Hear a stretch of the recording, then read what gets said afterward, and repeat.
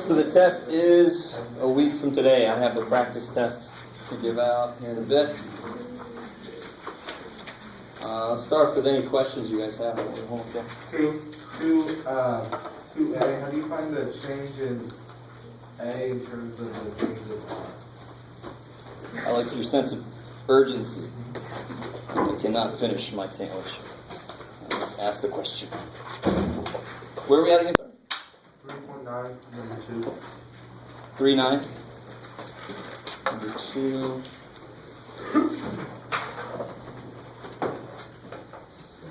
So, A is the area of a circle with radius r. So what's the formula? R squared for area. Now, find dA dt. All right? That's what they're asking you for. Find dA dt in terms of dr dt. So, if you take dA dt, what happens to the other side?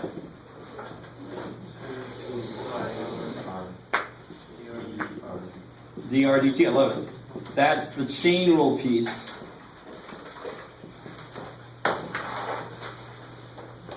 Because r itself is a function of time, so it's implicitly defined on the variable t. So this is why we have to do implicit differentiation, and this is one step past that, some third behind the scenes variable. So everything's implicitly defined in terms of that. Can you explain one more time why you put the dr dt after that? I get it that you just do bring the 2 down and then it's 2 pi r to the 1, so you don't have to 1. Why would you put the dr dt?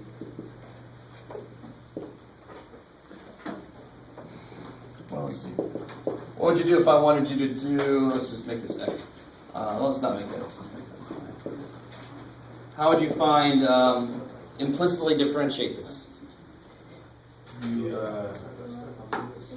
make the x prime. Which is 1. 2 pi y times y prime. Alright, you had no problem with that here, right? And what is that really in Leibniz notation? dy dx. Good, because I'm doing it with respect to x. So now I'm doing it with respect to t. Just like dy dx has to show up because y is a function of x. Dr dt has to show up because r is a function so of it's t. kind of like r prime Yes. at the end? Oh, that makes sense. The reason I don't have a prime, especially when you do something like this, I don't have prime notation, is because the prime always relates to a variable that's there, that I can see. Especially. I can use Leibniz notation all the damn time, but prime has to be some evidence, like if I have ax, a prime is understood to be with respect to x. But I can't say prime and say it's t. Where the hell's a t here? There's no t here. So prime notation is a little more specific. It only works in specific situations. Let me say it like that. The Leibniz notation allows you to be more specific and say exactly which variable you're doing things with respect to. Okay, so you're multiplying it by, like, instead of r prime, but dr dt. Exactly.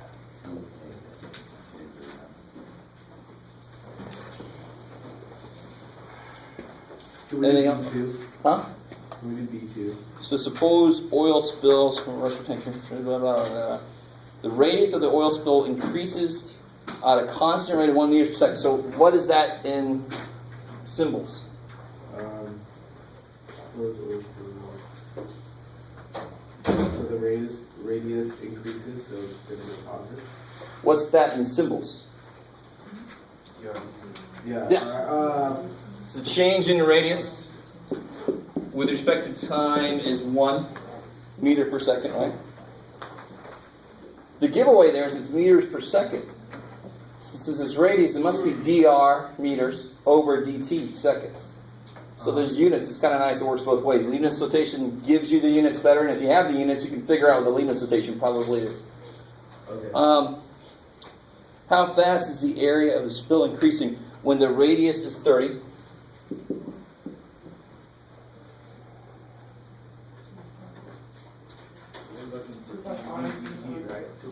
Yeah, I don't need any V's here, thank God. Sorry, dA. Yeah. So now I can take this. I figured out that equation from part A. Just plug in everything. I know dA dt is 2 pi, radius is 30. the change in radius every second is 1 meter.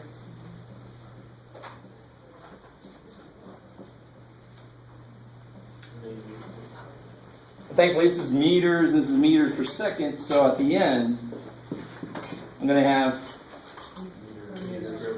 square meter per second, which is area over time, thank God, right? You can always do unit analysis to make sure everything looks all right. Multiply by pi and get your ugly little approximation, right? Is that cool? You guys doing all right? Yeah. Number 12? Same.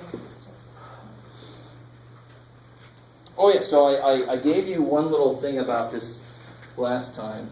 What is the surface area of a sphere?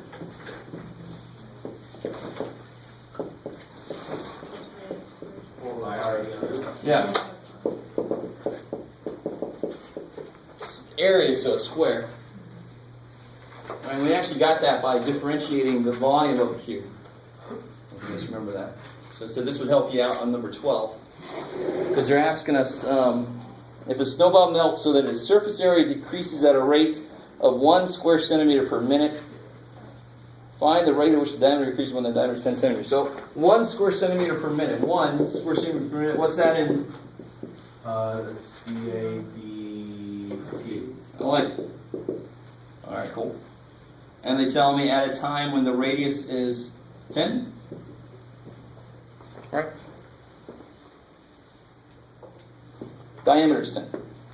Oh, cool. It's even better. I like it. So everything's in terms of diameter. It's not too bad. So the radius is 5. Make sure I'm not forgetting anything. Okay. So here's the thing. What are they actually asking me for? So this is all given. That the diameter decreases. Good. So DD. I love it. dt. Right, we can give the diameter a capital D just to make it. I don't like that. You'll be okay. So what needs changing, considering that they want to know this? Yeah. So what? I know this. This is cool. I don't need that really because I want everything in terms of D. So my equation needs a little help. Yeah, D is 2R. So R is D over 2. You guys with me? Radius is half the diameter. So how do I change that into... This is right now area as a function of radius. I need area as a function of diameter. Yeah, so now you just got to plug in area as a function of diameter. 4 pi, the radius is the diameter cut in half. Which is kind of nice, because now... Oh, so you have to get the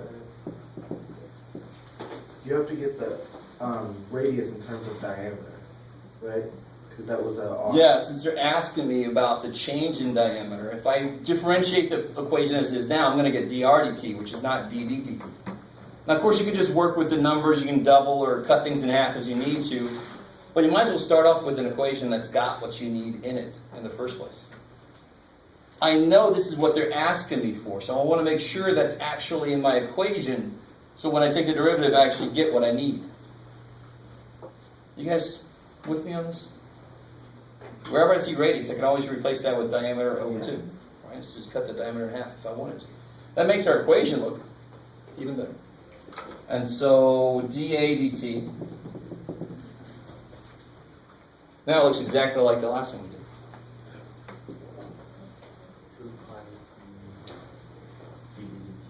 Yeah, 2 pi d dd dt. I know this, and I know this, and I don't know that. So I can solve for that. Tell you honestly, I never realized this analogy between these equations. That's kind of cool.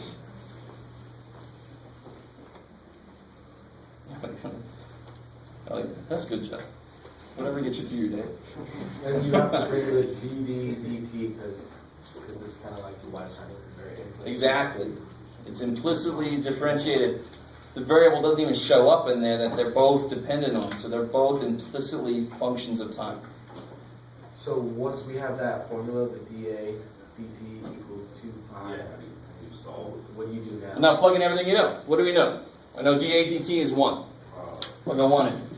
I know d is 10.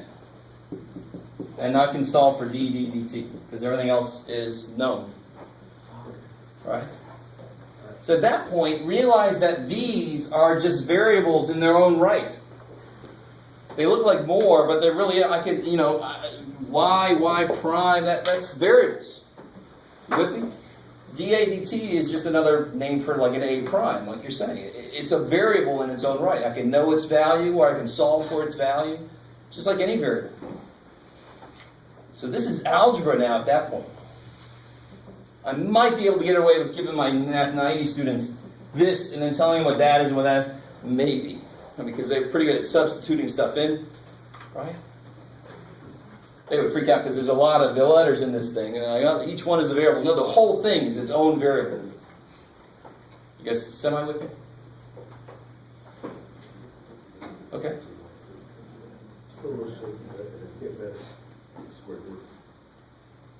And you just solve for d. Who asked that question? Was it? Is that good? Yeah. Okay.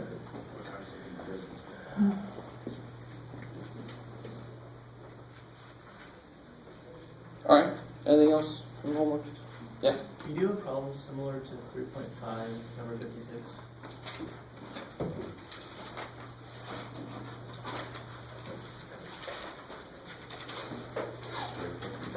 I've already done that one, so.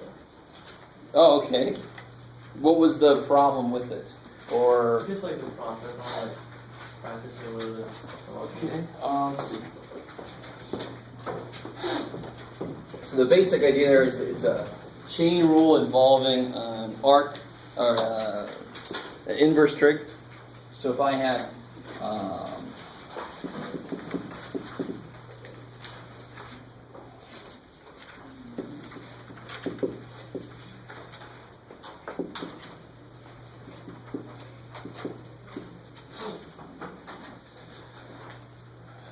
that looks yummy. This one. It looks completely disgusting. This is true. Especially considering that I have theta there and x there. Theta is my... Sometimes I've noticed in the homework, for some reason, a lot of people are taking theta like it's a constant. Theta is my angle variable, just like x is my number variable. Right? So unless they say theta is a variable. So where do I start off here? And I didn't make you guys memorize the inverse trig. Primarily because I don't have them memorized myself. 1 over x Plus. So derivative of inverse tangent is 1 over 1 plus x squared. Yay! You guys with me? Okay, and I don't memorize it because if I needed it, I could just rederive the damn thing, right? I don't have that much space in my brain. So how do I do this derivative? 1 over 1 plus. Good. The derivative of tangent inverse of something is 1 over 1 plus that something squared times that something. The derivative, yes. All right. Is everybody cool with me so far? So, I mean, the very first step, all we're going to do, well, here very soon we're going to learn some more functions, and as you go through the course of calculus, you learn some other functions, you learn their derivatives. So now it's sort of like through algebra and pre-calculus. You would learn a function, you would graph it, you would look at its inverse, you would do all this stuff, solve equations with it in it. Now in calculus, you learn a function, you learn its derivative, and then the rules don't care. Chain rule doesn't give a shit what function you are, right? You just do the outside function first, times the inside gets a term. So when we learn a new function's derivative, it could show up in a function that I have to take the derivative of, and all my rules still apply. Are you guys with me? Okay. So how do I do the derivative of natural log of something? 1 over something. I like it. Times of something's derivative. Yeah, what's the derivative? Cosine? Negative sine. Good. Okay, cool. And then just slap that stuff together. So you can make this. Good. So this is negative tangent theta over 1 plus natural log of cosine theta squared. Can you take that 2 down? No, Why not? outside the bracket. Outside the. Yeah, it's outside. It's not the natural log of cosine squared. Then the 2 could come down. That's the rule for natural. Because natural log itself is squared. The 2 can't come down. Okay, is that cool? You guys are impossible to read. It's even worse than normal. You guys, are you here? Okay.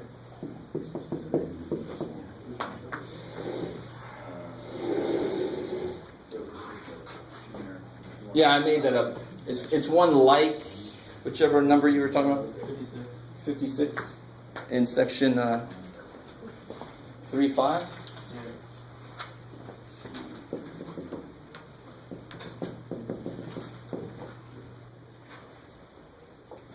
It's like that. Okay. Anything else from homework? Yeah. I have a question from 3.7. Number 9. I got the first part, but the second part where it's asking something about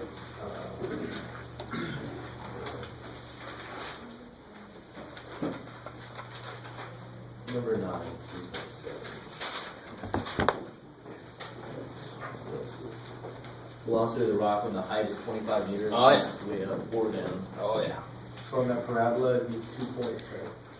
Yep.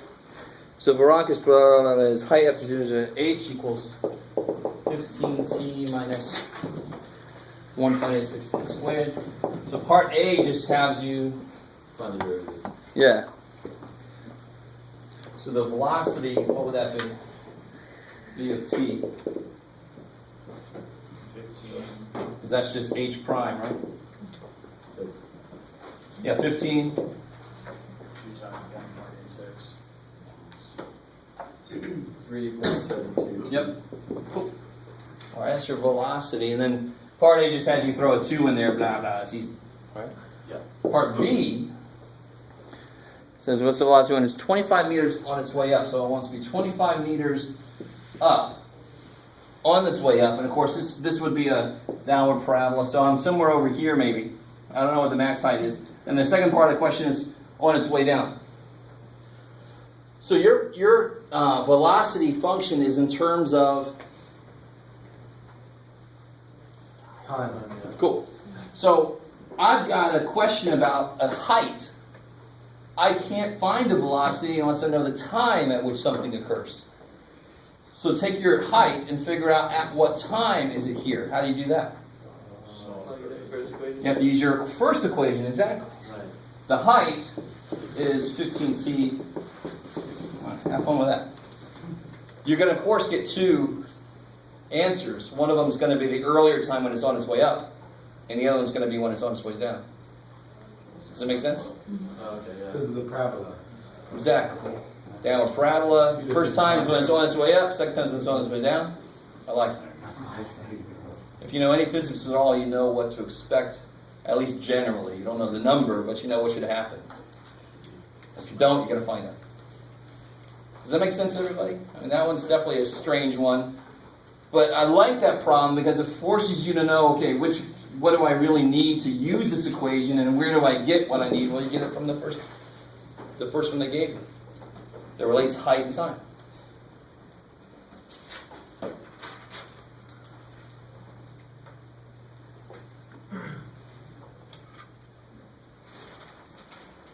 Okay.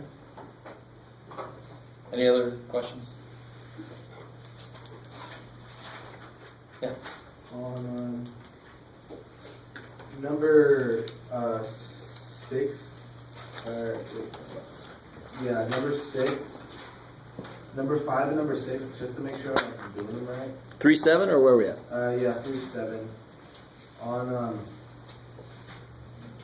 what's the difference on 5 and 6, you have to be really careful because one gives you the velocity function itself, and the other one gives you the position function. So on 5A, it's like someone, if you just looked at it from the positive X and Y axis, it looks like someone just threw like a pen up, right? It's coming down. 'Cause it's making that 6 downward. would be where you can see the motion, because Okay. that's the actual position. Right, so the velocity is increasing on 5, the velocity is increasing to the positive, and then it decreases to the negative But where is it increasing? from 0 to 1. Good, because it starts at no velocity and then it builds up, Yeah. And then from 1 to... and then it decreases all the way for the rest of the time. It's still going, but it's going in a negative.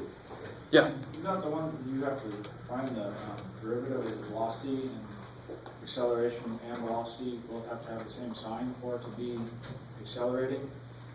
And they have to have the opposite sign for it to be decelerating? For if you have a function, if you have velocity versus time.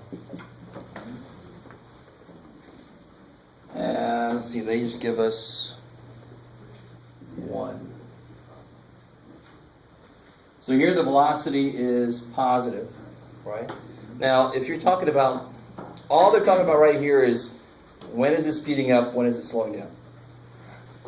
What you're talking about is if I am moving forward, but my velocity is decreasing, my acceleration is negative, I'm still moving forward, but I'm slowing down.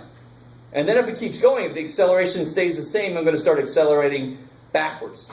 So that's where you have to take into account which way am I going. Does that make sense? Yeah. So here, this is a little more... 6, what he was talking about, 6B, Yeah, the position is the kind of tricky one. 6, yes. So right now, 5 is a lot more straightforward. Yeah, 6. All right. So I just want to make sure that 5 is cool. Yeah, 5 is pretty straightforward because you can just see It's going. it's getting bigger up there. Yeah, then it's going. The velocity is increasing, but in negative. So 6, it says, blah, blah, blah, blah, blah. When is each particle speeding up? When is it slowing down? So the first equation, the first graph looks like...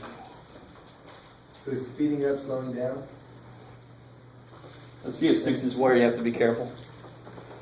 So this is a graph of position versus time. Did you give me anything? Yeah, 1 is about there. 2, 3 is about there. Okay, cool. All right. So if I have a position graph, how would you draw a position graph where the velocity is constant? Careful now. This would mean, A 45-degree angle line. what would that mean? There is no velocity. There is no velocity. I love it. I'm not moving at all. I'm at whatever this position is. I am there, right? So how would I do one where the velocity is constant? Like that. That is velocity constant, 0. Let's say it's non-zero velocity. It would be a straight line with some slope. Of course, the v prime would be some constant number, right? Okay, we're getting there. So then, if I were to, so that would be increasing velocity. At a constant rate. Yeah. So not increasing, but that would be constant velocity. But the minute I have some kind of curve, now it's decreasing velocity. Do I slow down, but I don't stop. I'm like I'm coming up to a stop sign, right? I'm still moving forward, but I'm not stopped. I haven't changed my velocity into the negative direction, right? You're not going in reverse. Not yet. Yeah, no, I'm not. So if I look at this graph, I think they start at 0. It doesn't really matter. So I start at the 0 position. So where am I? What was the question again? When is each particle speeding up? Okay, so when is it speeding up? From 0 to 1. Slowing down. So speeding up would mean the velocity must be getting bigger. And I haven't drawn mine too good. I think mine pretty much is like this. It's almost straight here. So I would hazard that it's pretty much constant velocity here. What's it doing across here? Slowing down. Slowing down. So about from here to, where does it start to pick back up again? The very top. Where does it start to speed back up? At So 4. it's slowing down all the way around here. At 4. At 3. No, at 1. Like 1.1. 2. So, all right, let's be careful. What must happen right here? What's true about velocity? 0. right? So somehow I jump off the starting gates. I'm just going right off the bat, right? Somehow I go to infinite acceleration, so I'm going velocity. So we're cool with whatever, what the hell. But here it's got to be zero velocity. So it's constant velocity and then slows to zero. And it goes backwards? And what's happening here? Yeah, because what if this is my position? This is my position. So this is that's 5 feet forward, right? So it'd be like full constant, and I slow down, and now I'm 5. Now do I go past 5? What do I do after that? What do I do at 5? I go back, right? And I go back, and it starts to pick up more speed, but in the reverse direction, right? So now it's going. Velocity is negative here. Let me see, I was trying to show where, so it's definitely decreasing here, right? And it's actually, to be technically right, it's still decreasing. It's getting even more negative back there. So that's the semantics of it. Is, do I call that increasing negative? No, we're going to stick with that. Decreasing means getting more negative. Increasing means getting more positive. Let's stick with that. So it's constant, then it's decreasing around here. Where does it start to become less negative? 2? Like 2. About 2, about in there. Remember, that's that point where the inflection point, which we haven't officially said that yet, but I just said it, so there it is. That's the point where it's from cup down to cup up, just to introduce some terminology. So my slopes are getting more and more negative until about right there, when they start to turn the corner. Literally. Right, so around 2, it starts to be less negative. I'm around. I go up here, and then I start to kind of speed. And about 2, I'm still going backwards, but not as much. And then I stop at 3 again, right? And then I accelerate from there. So your position, you'll be, if you're looking at 6, you'll be further than you were at 1. Because that peak goes further than that. You know what I'm saying? So here's a smart thing you can do. Your position will be quicker. If 5 is easy, what can you do with 6 to make it just like 5?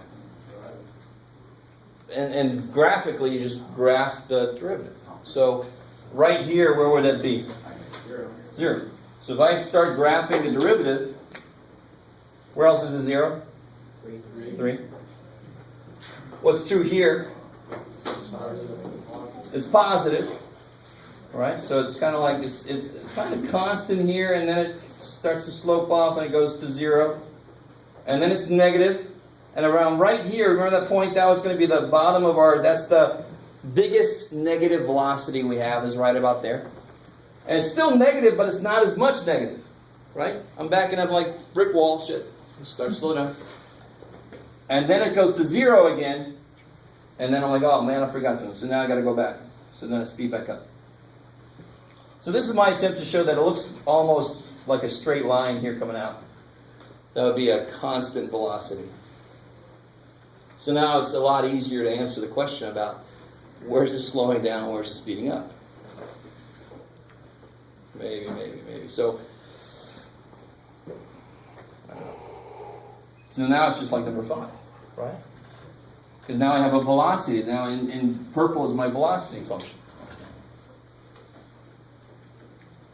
So it's slowing down all the way through here, and then it's speeding up after that point.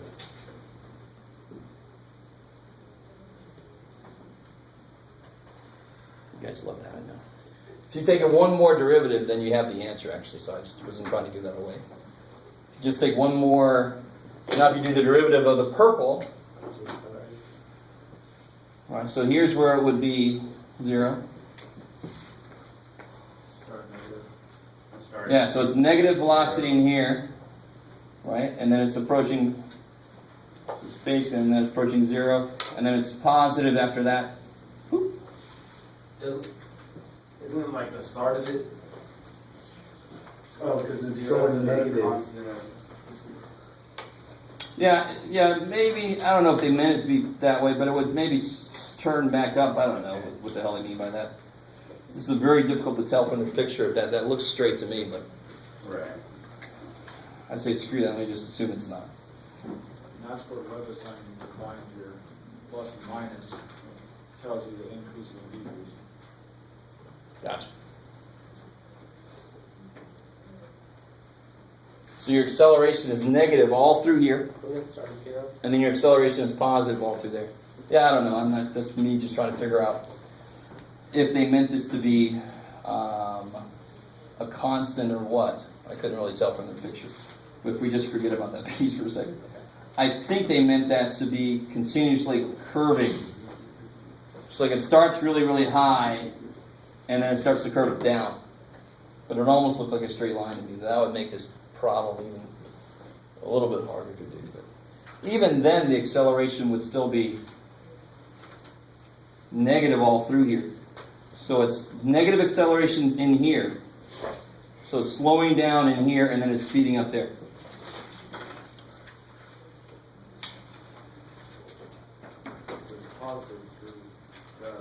Because what's true about the velocity? Here's the velocity function, right? Let me see. Where's my velocity function?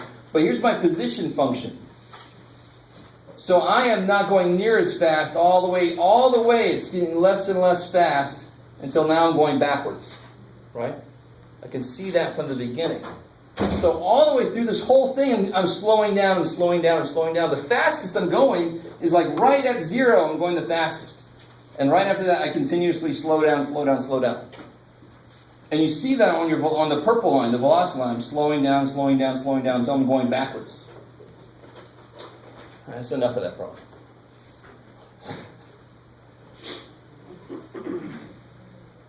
Any other problems?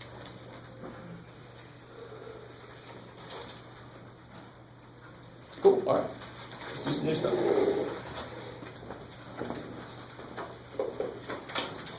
So here's my plan. I have decided to only do one section tonight. So section 311 will be on the next test. I'm going to hold off on hyperbolic trigonometric functions until after this test 2. Right? That's just cool to say that. Hyperbolic trigonometric functions. It's really cool though. Like normal trig functions are based on a circle, hyperbolic trig functions are based on hyperbolas. We're skipping 310, right? 311. We're doing 311 after the test. We haven't gone over 310, correct? We're about to do 310 right now.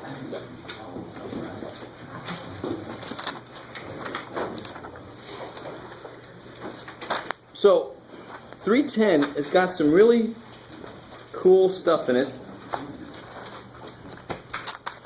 It's also got some really freaky stuff in it, of course.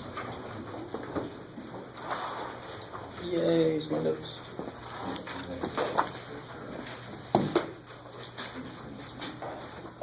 And the very first part of this, you get this all the time in mathematics. You have a whole section that's got stuff in it that you know. You already know all the stuff in here. But the very first part of it, if you look at it at all, it looks like all brand new stuff. But it's old stuff. So one of the first things they show me, in fact, let me do this. Is it really cool with this if I write this up here? Not the fact that I wrote it up here, but you've seen this before. I've just added the y1 over. Cool? And so if I call x1 a instead of x1. I love this. What's y1? More specifically. Based on a. Good, I like it. F of a. Sweet. That's a weird question, I know. It's like, what the hell does he want from me? But that's what I want. And what's m? Now that we're in calculus, what's m? dx, dy, dx. Okay, I like all those things. ui, df. So let's actually step back from leave this for a second. It's F prime. F prime of a, I love it, sweet. So how could I rewrite this thing?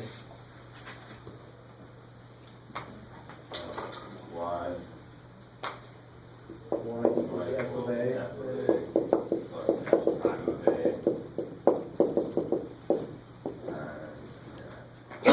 Is that cool? And if you look in your book, if you look at the top, page 251, the one little thing that I'm going to do now is, what if the original function I'm working with was not a straight line? This would represent the what at A for that curve. So if f of x is not the straight line y, what is this equation of? You guys can do it. All right, let's do this. I'm kind of giving it away here right now, but hold on. Find the tangent line equation for f of x, square root of x at 4. Do it. Nice little review. Do it. If you can read it, you can do it. Find the tangent line equation for f of x equals square root of x at 4, 2.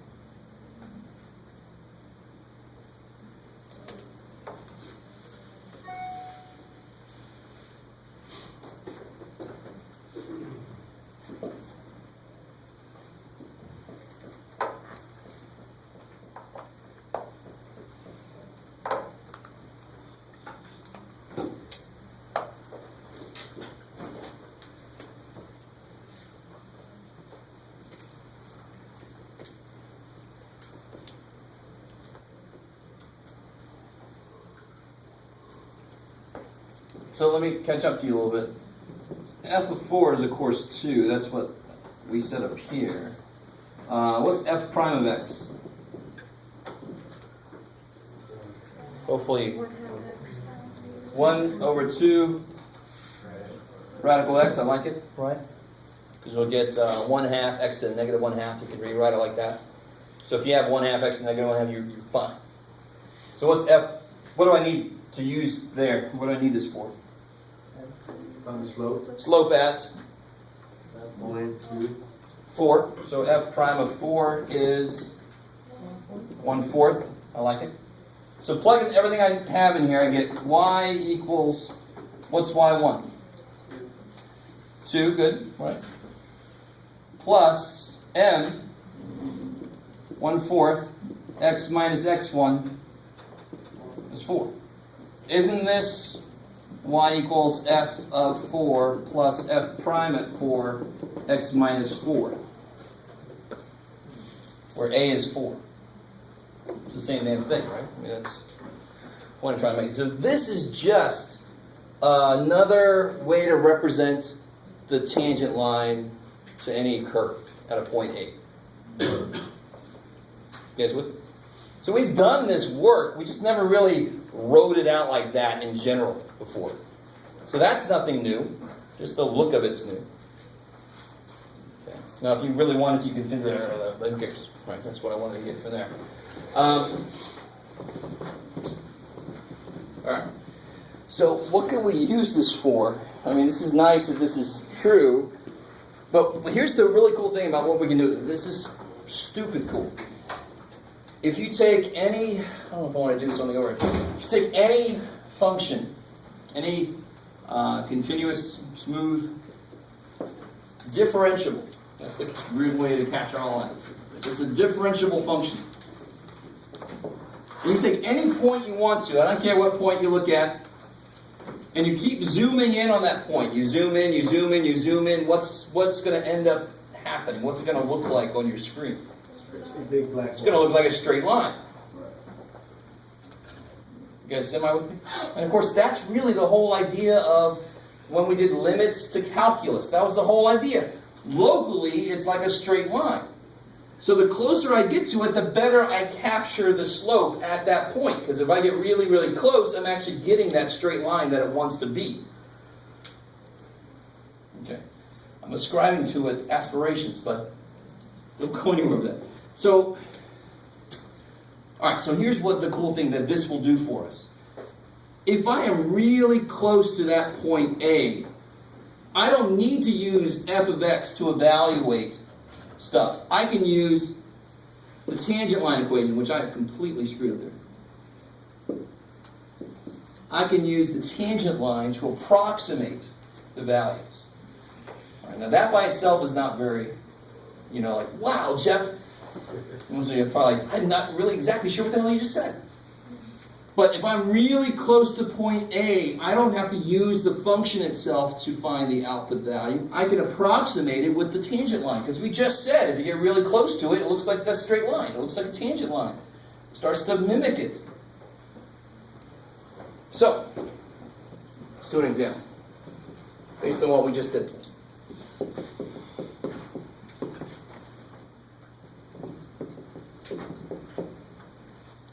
Okay.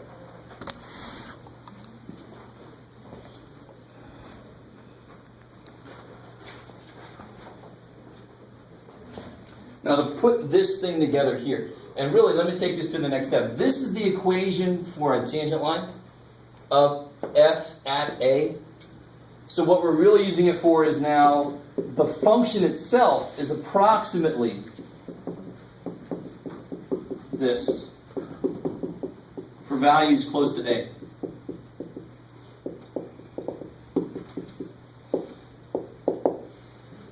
Okay, let me let you soak that in. That's the whole idea of what I was just talking about here. The closer you get, the more it is like a straight line. So I can use that straight line, that tangent line, to approximate. All right. We're going to come up with something kind of cool here. We'll see if you think it's cool. We'll do this first, since we've already got the work basically done. We already figured out that we already have it really, right? We've got it right here. So let's just make it a little more official. F of x is approximately f of 4, which is 2, plus f prime of 4, which is 1/4. Stay with me now. And what does this equal? So we got 2 plus 1/4 x minus 1, so I get f of x is approximately 1 plus 1/4 x. Is that all right? You guys semi with me? You guys with me just on the math there, right? This is just an equation of a tangent line. The only new thing is I'm saying the function itself is approximately the tangent line when I'm really close to that point that I found the tangent line for. What if you didn't know that was a 2 right there? You just plugged in with the 2 that you knew. Well, I mean, it did the work here. Oh, Yeah, so I mean, if you started fresh and that was a question, you would do this work. And then you would go from there. So let's try this out. If I want to know square root of 5,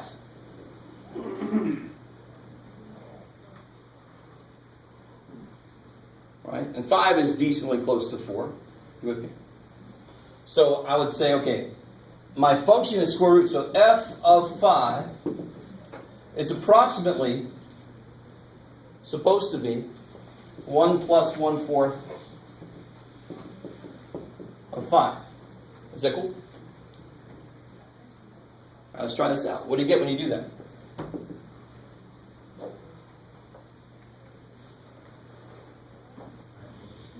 Yeah, you get 9/4.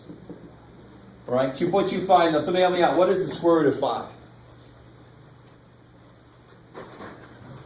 International symbol for calculator. 2.236. Say again? 2.236. Now, would you say that's a good approximation? It depends, right? It depends. So there's a whole part of this section that's about errors and how close you really want to be. You with me? Because it kind of depends on the function. If the function's going crazy, then you have a very limited window. But if your function is like, then it's like a line forever. You can be far away from the value that you built it on. You guys semi with me? I mean, we've seen functions that go infinitely insane, right? So they're going to be, there's not going to work at that point, but you can have a function that just goes crazy and you have a very limited window. You can't go very far away from 4 for a function that goes crazy. Square roots are kind of nice, right? So you can be relatively far away for that to work still. Is that cool? Is that maybe hopefully is that a little bit cool? The square root function we've just said it's approximately 1 plus 1/4 x. It's a beautiful line, right? Lines are awesome. That was stupid easy to do. Okay, so let me see. What about you guys try square root of 3?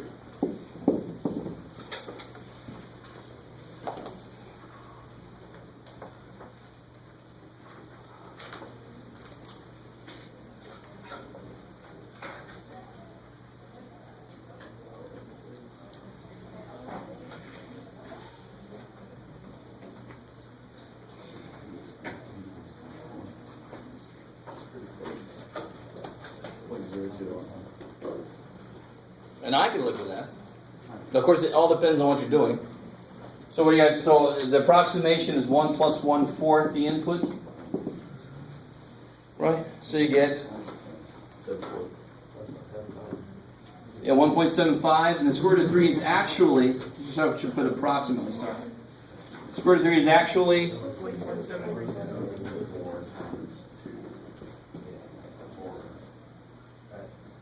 You guys semi with me? Now, of course, if I tried, let's try one more. Square root of 28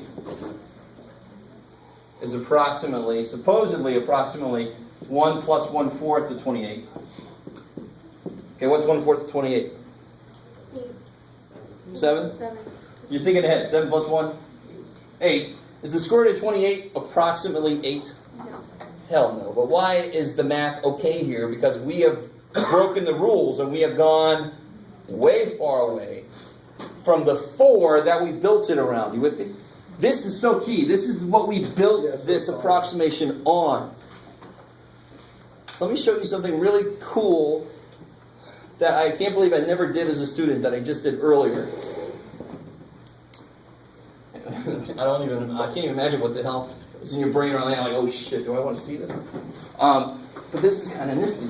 So let's do this a little bit. Just bear with me. If you don't want to write any of this down, I understand. I just thought it was super cool. So, and you're a captive audience, I'm going to show you. Let's do it at x equals a.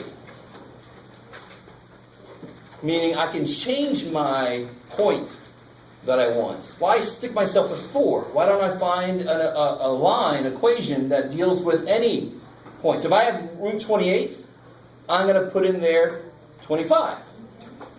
And then it should be a decent approximation, right? So if I do this... Say that again? Which part? Sorry. This is the last thing. You have 28. Yeah, if I wanted root 28, that did not work so well because a was 4. Okay. But now if I find an expression that works for a, I can make a 25. That's close to 28. And it's square rootable, so I'll have a nice line equation to work with. You guys with me? So you guys like, just do whatever. Whatever the hell you're going to do, just do it. All right, so I got f of x equals square root of x. So f of a is square root of x. Correct. F prime of x is still 1 over 2 rad x. So f prime of a 1 over 2 rad a. All right, this is the steps to doing what's called local linearization, finding the linearization of a function at a point. That's what you would call this process. So then I know f of x is approximately f of a plus f prime of a x minus a. That equation should be really easy to remember because it's just y1 plus m x minus x1. It's the same exact equation. So let's plug in here what we know. F of a is root a. F prime of a is 1 over 2 root a. A is a. A? Sorry. Yeah, try it. Just the hose. Just the hose. Alright. You guys semi with me? Little tiny bit? So I get rad a plus x over 2 rad a minus a over 2 rad a So let me do a little something here. If I take out 1 over 2 rad A, stay with me now.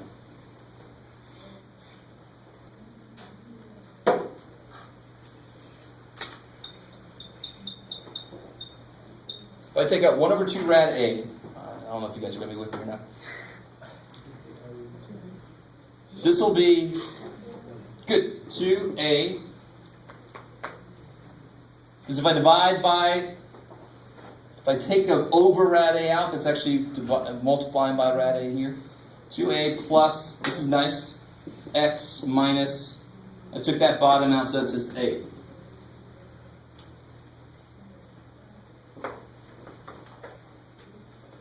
Okay. So then I end up with 1 over 2 rad A plus x. Now that, to me, just kicks so much ass. And it actually answered a few questions I've had for a while. All these human calculators, I know most of their secrets, and I just don't want to commit them to the memory, so I say screw that shit. But here I finally figure out, now this is what they use to do square roots. Or, you know, at least get approximate answers. Or some of them are just freaking hardwired. The right way to do this stuff. So we got f of x is approximately 1 over 2 rad A. All right, so let me give you a concrete example, like the 28 we just did. So if I wanted to square root of 28, what A would I use? 25, because it's the closest square rootable thing, closest square number to 28. This would be f of 28, which is approximately 1 over 2 square root of 25. You guys with me? Good. So 2 times 5 is 10. A plus x. A is 25. X is 28.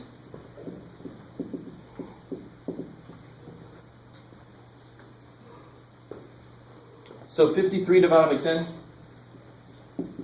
5.3. Now somebody help me out. What's square root of 28? 5.29. Stupid. That's awesome. See, I didn't realize it at all. So so if you wanted to know the square root of, I don't know, 411, what would you use for A? 400. 400. I love it, because that's what squared? 20.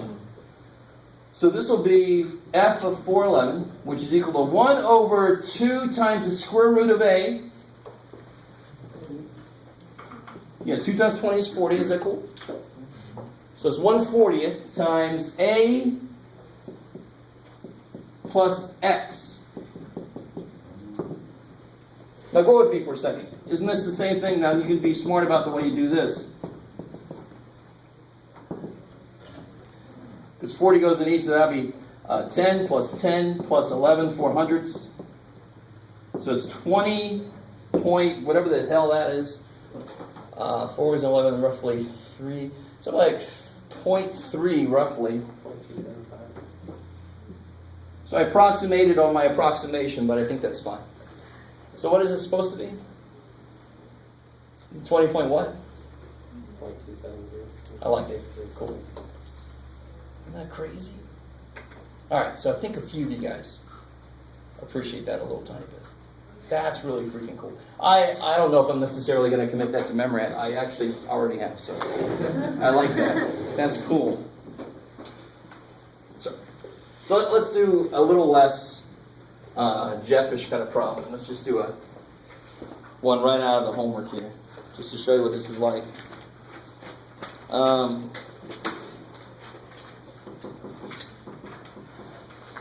So like number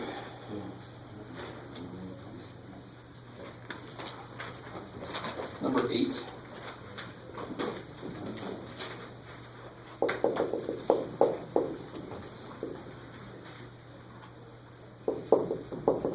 All right, so this is verify the given linear approximation that A equals 0. And then the second part we'll have to do together. That's going to be the error bounding that we want to do.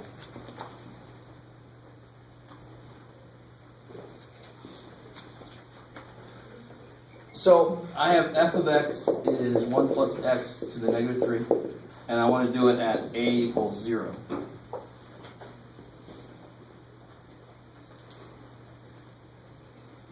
Okay, so how's the process go? I know my formula, so I know everything I need to figure out.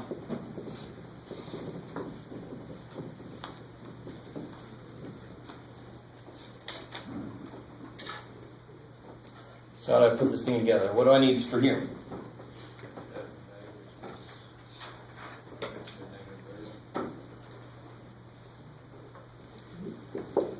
So what's a?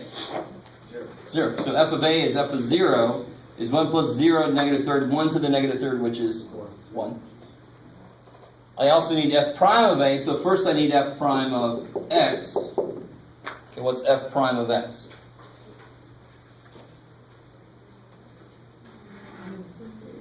Negative 3 times 0 on the inside, but the inside is just a linear with a 1 coefficient, so it's not going to be anything outside. And of course, what's f prime of 0?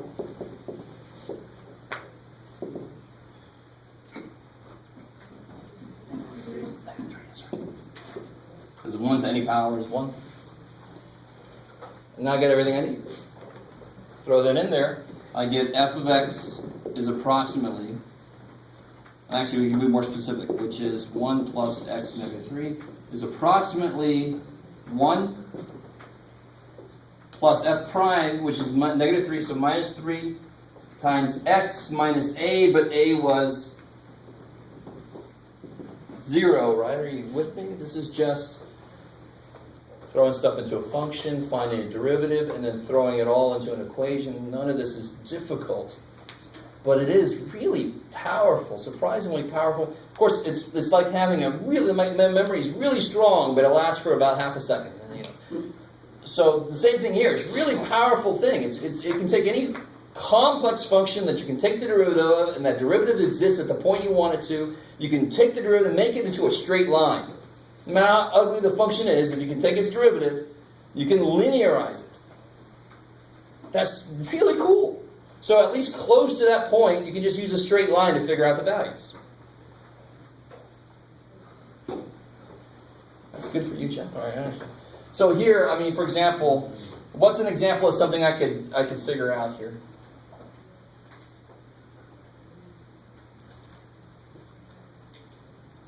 So example, let me see. So if I want to know what's 1 divided by 1.1 cubed. Yes? Before you go on, the last step there from f of x equals f of a plus f prime of a times x minus a. What happened? I don't understand the next. So it's my fault for I kind of moved things over a little bit. Let me start over again on that one. I wanted to get the function in there. So the f of x is 1 plus x to the negative third. That's approximately f of a was 1 plus f prime was negative 3 times x minus a, but a was 0. So as everything kind of got smooshed over because I tried to throw something else in there. So what if I wanted to know this? Can I figure out this from what I've got? What would x be in this case?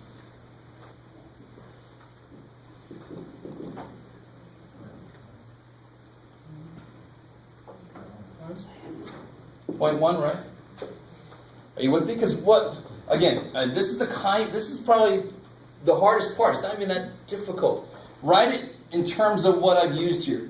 So this is 1.1 cubed, and then the function itself is 1 plus x. 1 plus, so x must be 0.1. Is that cool? So the actual value you're trying to find might not be in the same format as the function you expanded, as the function you found your linearization of. You with me? But that's the same thing. Just kind of rewrite it. Now I can see my x is 0.1. So what is this approximately equal to?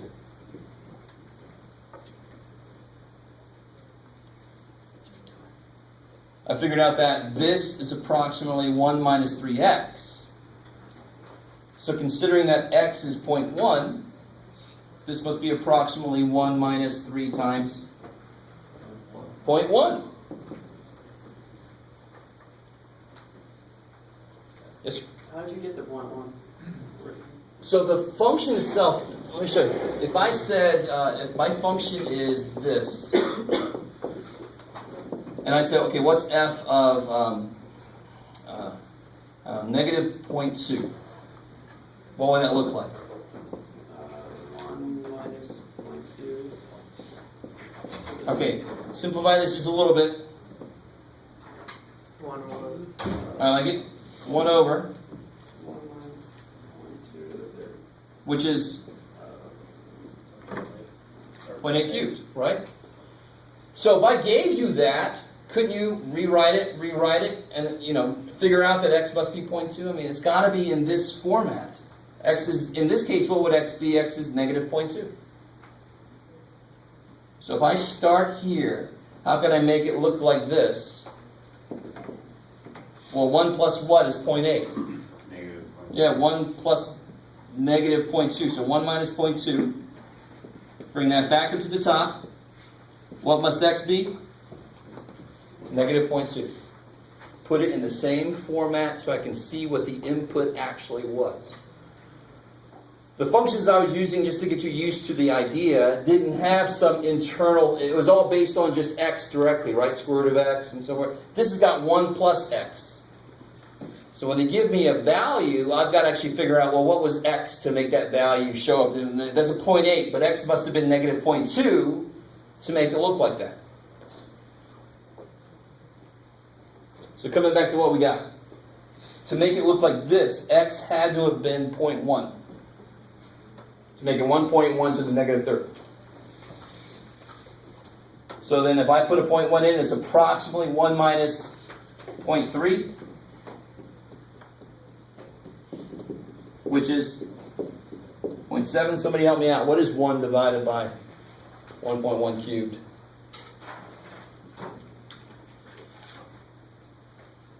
I haven't upgraded my hand yet, so I can't. It's the next Google thing. 0.751. Kick-ass, right? It's pretty damn close to 0.7. It's close enough for me.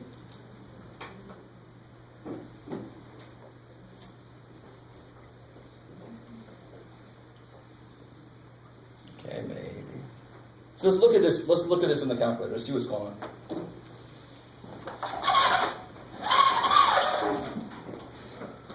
I think, the first part of this, was it cool?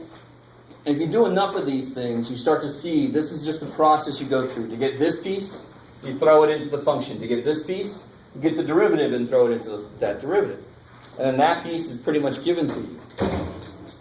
It's nothing more than finding the equation of a tangent line, really. You can actually reword it to be that and find that. And it's the same damn thing. Yes, sir. So the closer your x values get to a, the more accurate your... Yes. Okay. Exactly. Cool. So since I built this one around a equals 0, I wanted x to be close to 0. And it seems like the fact that, 0.7 is pretty close to 0.75, but it's further away than the other ones we were doing, right? So that means that this guy's slope might be really big in that area. So it's got less room. Let's see. Let's look what it looks like up here in the calculator.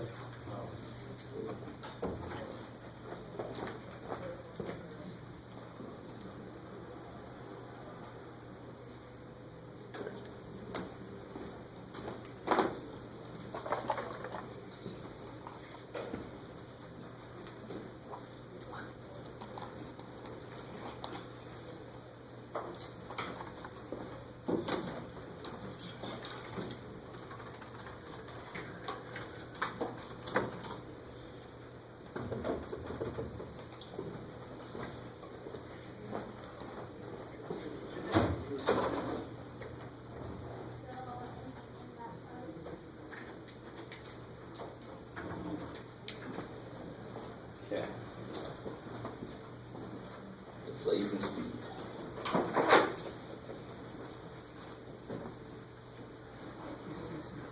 But to let you in on something, that was always my hardest part of this as a student. I remember this. I did have a lot of trouble with some of these things, figuring out, backtracking what it should have been. But it's almost silly.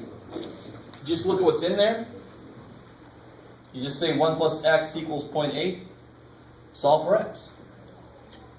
That'll tell you what x has to be in this form to make the actual thing I'm looking at that. Right? If you make 1 plus x equal to what's in there, you'll get x equal negative 0.2. Maybe.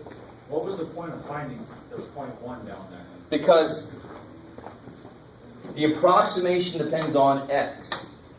And x is this piece. Okay. So if I have a 1.1 in there, x is not 1.1. Correct. If I put 1.1 there, it's going to suck. So I have to figure out what x is so I can actually put it in. The approximation is 1 minus 3x. If I don't know what x is, I can't use it. That's why I had to figure out x is 0.1. Okay, cool. So see that. Let's graph the function itself. Color surface changed.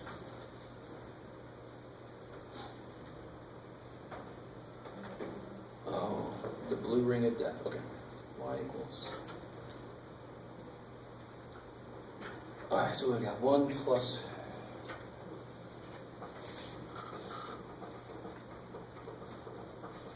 Let's just graph that one. Oh, God. Alright, I'm in some really interesting zoom. No. There. Alright, cool. So this is all about close to 0, right? So let's kind of zoom in a little bit here. Let's make my x maybe negative 3 to 3.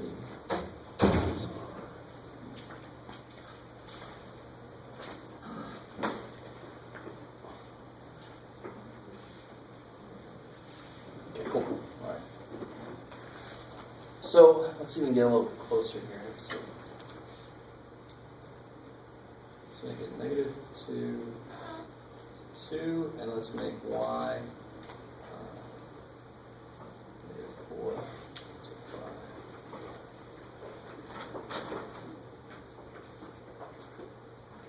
Okay, cool. So now my equation that we got for the tangent line. 1 minus 3x, let's put that in there too. 1 minus 3x. So at 0, it just touches 1. So there's your tangent line, right? Now, back here, it quickly deviates. See, that's this area in here. That's how far off it is from actuality. Up here, it's actually not that bad. But, you know, it all depends on what's good, what's bad in your specific problem.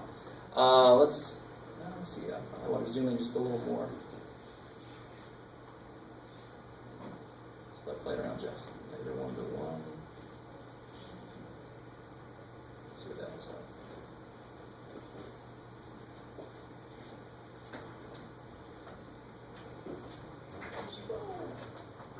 All right, so it's really pretty close right in here, and then it starts to deviate a bit there, quite a bit. And back here even faster. Okay, because back here, of course, the slope of the actual function gets pretty big, and my approximation is just a line, so you can only do so much to keep up. All right. So we just did the 1.1.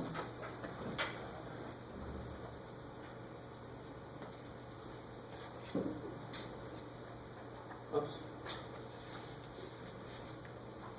Oh, I'm sorry. So that means that x is 0.1, like the point I was just trying to make earlier. It should give me both. Yeah, there we go. It's really cool is when you have multiple things on the screen, you hit up and down, it shows you the output for each. So there's the 0.7 for my approximation. It tells you right up there, that's our tangent line. There's the actual value, you know, after that many decimal places from the curve. All right, how are we doing so far? So that's visually what's going on. So you can really see that the closer I am to the point that I found the tangent line, the much more the function hugs that thing. So you can imagine very easily a function. This is really a nice smooth function. If I had a crazy one, then I'd have to be really close. 0.1 might be a huge step away relatively then, and I'm who knows where. So for the next part of this question, then it says, let's see, which one are we doing? Just number 6. No, number 8.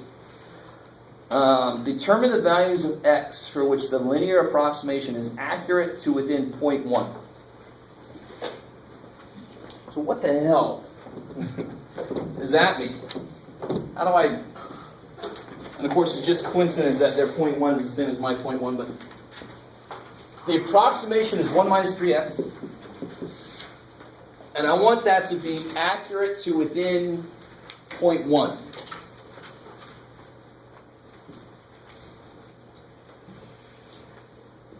So I don't want this to end up looking too much like something. Well, I'm going to put it up here and see what you guys think. So here's my function I'm trying to approximate here. So I want the distance between those to be less than what? 0.1. So how do I set up the distance between those? What would that look like mathematically? I like it. So the absolute value of 1 minus 3x minus 1 plus x to the negative third must be less than 0.1.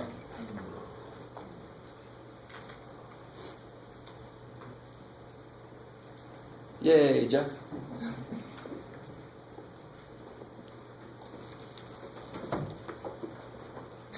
We'll do some weird shit. Okay, yeah, they do it. So now if I work with this a little bit, never forget this. This is so nice when you remember this. If you just expand that like this. I mean, this kind of thing happens enough that it's good to remember this. Don't make a big deal out of this inequality. Which tells me that this has to be between 1 plus x to the negative third minus 0.1 and 1 plus x to the negative third plus 0.1. Okay, we'll just stop right there for a second. So I want the values I get from here to be less than that plus 0.1. I want the value that I get out of here, the output, to be no greater than 0.1 plus the actual output, and no less than 0.1 taken away from the actual output. You guys with me? That's really what that's saying. Okay. So how the hell do I do that? There's no way in hell you can solve this by hand, by the way, so I don't know if anybody's trying. Don't try. Thankfully, you can use the graphic calculator to help us out on that one, too. In fact, I think they show you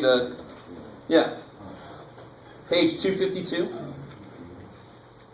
To kind of show you the idea. So what I really want to do, this is sort of going to feel a little bit like, what am I trying not to say? Epsilon delta. But it's not. It's not that at all. It's all in the calculator. If I graph those two here, that'll be like my bounds. I want to be within those two. It's my ceiling and my floor. So let me graph those two. So in Y3, we're going to put...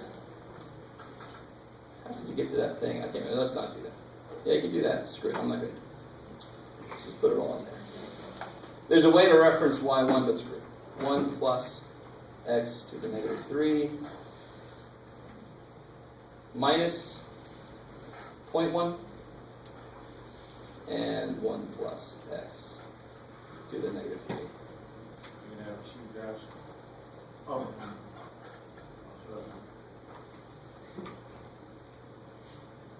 Yeah, so obviously I need to zoom in. Oh yes, I desperately need to zoom in. Holy crap and a half. Alright, so let's use my zoom box. I don't know why I didn't just use it in the first place.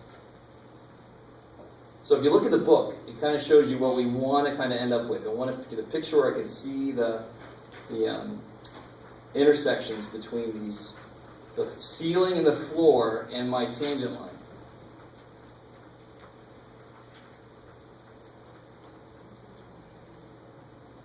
Okay, let's see if this spells it out a bit. So there's the original function. Taking its time. Good Lord. There's the tangent line. There comes the floor. I think. Yeah. Here comes the ceiling.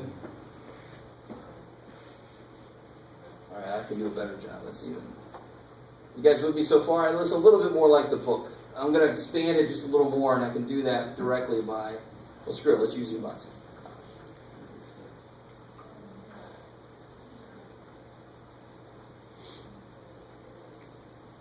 Okay, nothing is more exciting than this. Okay, just hold it down. Go. Sort of.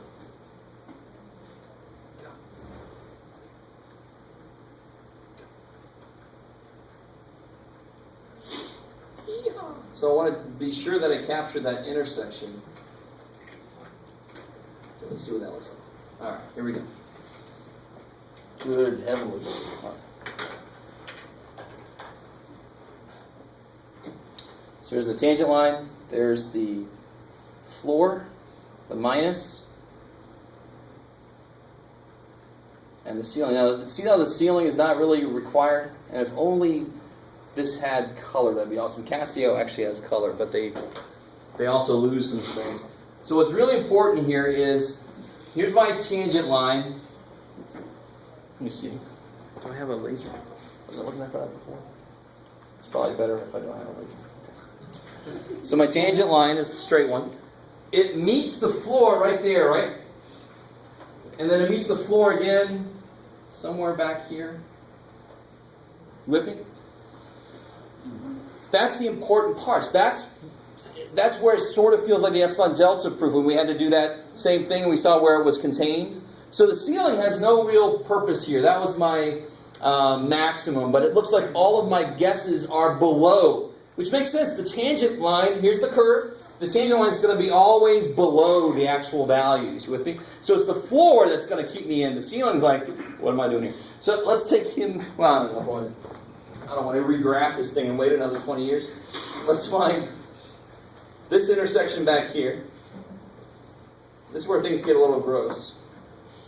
This is where things get, yeah. But you got to be careful about which function you're on. So here I'm on my tangent line, right? Here's where it comes. You guys still semi with me? Or if I completely? So right now I'm just trying to find the intersection, but I have 4 freaking functions in there at once. So right now I got my tangent line. I want to find the intersection with that and my floor, which thankfully is the next one in my...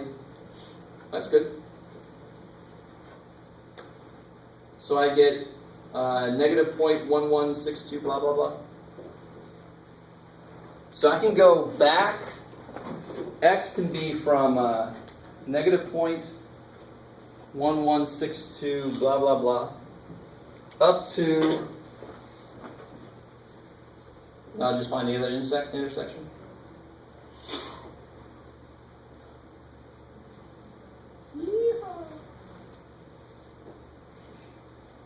Alright, I'm on the original curve now. Let me see if I can get on my tangent line. There we go. It's really useful. You can see the little, I don't know if you guys see that on your calculators.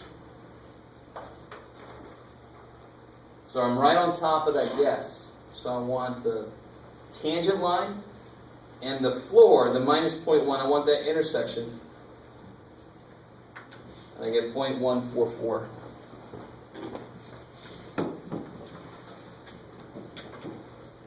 Blah, blah, blah, blah. So I used 0.1, and that looks like it's getting really close to being more than 0.1 away. How far away was I for that guess? I can't remember. We got 0.7, and the actual answer was 0.75, so I was off by 0.05. So since that was within that region we just found, it's definitely guaranteed to be less than 0.1 off. So as long as I only use x's that are within here, I'm no more than 0.1 off. Now, of course, this tolerance completely depends on what you're doing. So if anybody's done any machining of parts or anything like that, you understand about tolerances and how that can translate into when you put the damn thing on there. That's not good. I mean, oops, go back and try again. Most of you probably have no idea what I'm talking about. Okay. So that's probably the weird part of this. I would hope once you sink your teeth into the this part of it, that's pretty simple. That's not a big leap at all from what we've been doing. This part's always the part that's a little bit weird, especially because you have to get really used to how to manipulate your window to really see what you got to see. So the last thing I want to show you is one more application of this that the book doesn't show, because the book sucks. And then we have one more, no, it doesn't, it's fine. One more idea to go through, and then we'll call it a night. Oh, that's what I just...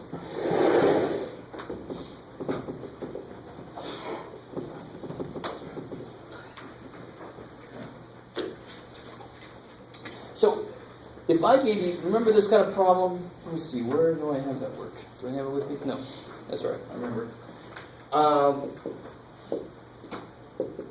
Remember a long time ago?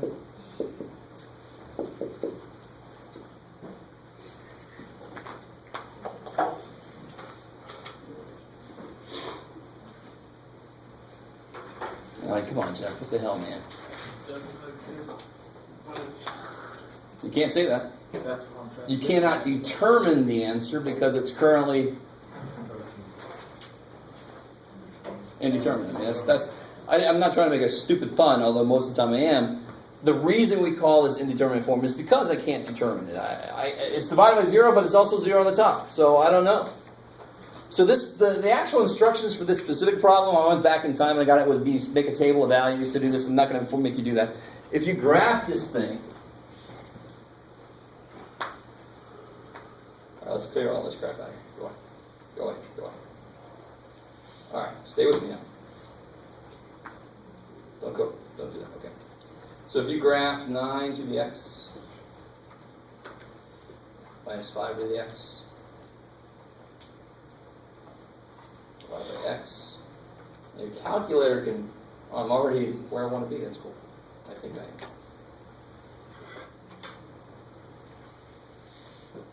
So I'm going to just zoom 6 just so we can see the whole thing. Alright. So that's what the thing actually looks like, which shouldn't be too surprising. It's basically an exponential function. So if I zoom in just a little bit,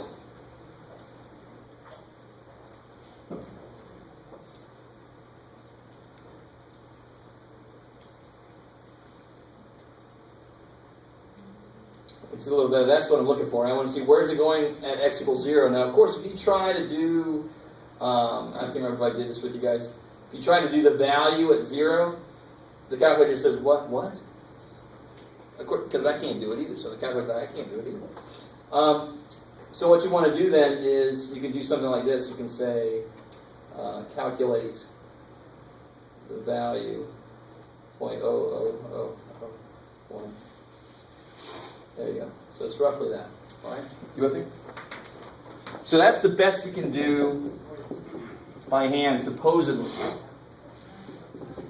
Blah, blah, blah, blah. Right? So there's no way in hell I could figure out is that the square root of something? Is that like, do you kind of know what I mean? So if I do this with a calculator or a table of values, and this is the motivation behind why we eventually went away from tables and we try to figure out other ways to do these things. I'm never going to get the exact form. I can't. I'm going to get these approximations that I have no idea what the hell they're supposed to be. Are they a cube root of something? I don't know. I don't know if you guys are even with me at all. Maybe it's the tangent of something. I don't know. I have no idea what that number really looks like if I could do it by hand. But I can do it by hand now. At least I can. Because the whole idea of the limit is I'm getting really close to 0. So if my function that I'm looking at is this guy, I desperately hope you're with me because this is so kick-ass cool. Because again, I just figured this out earlier. Nobody ever showed this to me. I'm like, this is such a cool idea to go back just a little bit and to remind you guys of this, to your worst nightmares, and then say, now that we've learned this new stuff, I want to figure out what the approximation is for this. If I can figure out a linear approximation and throw it in there, then I can just divide the damn thing by x and figure out what the hell it is. Possibly, right? You guys semi with me? I'm just going to keep going. Sorry. So, in general, it's this here. Right? There's the equation for this. Okay. It's hard to really tell where I'm trying to go until I get there. Let me show you. So what I need to know, if I want to find the linearization of this function. Yeah, what's f of a? What's a, first off? 0. I love it.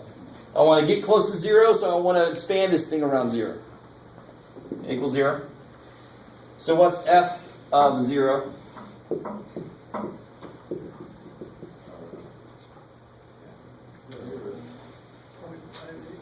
No, careful. Yeah, f of 0 is 0. I'm with you, right? Is that cool? That was part of the reason why this was indeterminate, because when you plug a 0, you get 9 to the 0 minus 5 to the 0 is 1 minus 1 is 0. You guys with me? What else do I need? So that's going to go here. What else do I need? F prime. What's f prime of x? How do I do anything that's not e to the x? It still starts off as itself. Natural log of the base. Good. So minus 5 to the x. I want 5. So what's f prime of 0? Well, these are both 1. So you get ln of 9 minus ln of 5, which is ln of 9 over 5. Is that cool? Using the log property. You guys with me? Log A minus log B is log A over B. What is natural log of 9 divided by 5?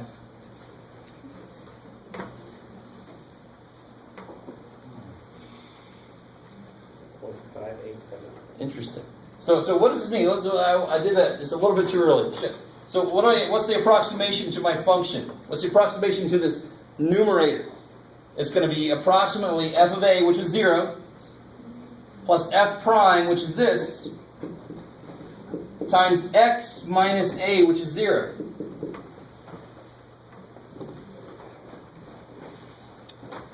Let's see. I don't know how many of you are still with me. Physically everybody. So now I can take this limit